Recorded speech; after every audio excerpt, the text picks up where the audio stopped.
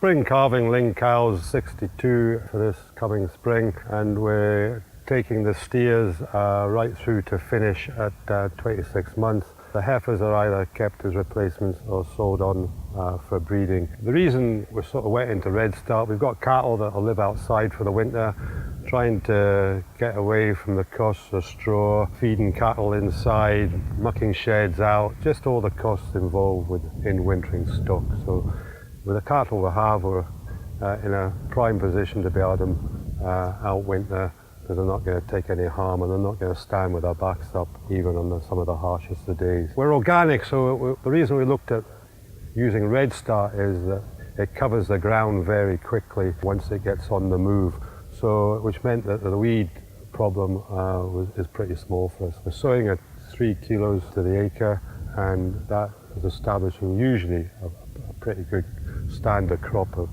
somewhere between 7 and 8 tons of dry matter per hectare. And this time the seed was in the ground 6 weeks before it was through, so we're on around about 4 tons of dry matter this year.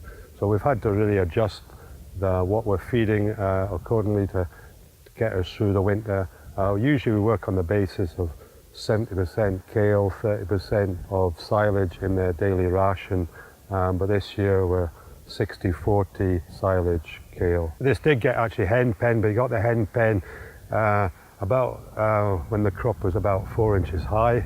We got a contractor to come in and spread hen pen then, just to try and give it a boost once they did get some moisture. This was sown 9th of July. We've never actually sown any quicker than the sort of first week of July before. We've sown as late as the first week of August. You can grow a crop sown on the 31st of July, but if you sow a crop on the 5th of August, I don't know what it is about that 5 days or 6 days, but it only comes to half a crop.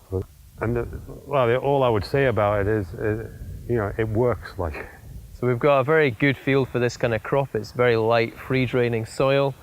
The cattle are very clean, so there's no animal health or welfare issues here. Giles isn't having any problems with pneumonia or any implications with putting the cattle onto the crop. There's water access in the field. He's got a trough halfway down, so they've got access to water. They've got access to the long fibre with the silage, and that's important too when transitioning them onto the crop and offering that balance to the diet.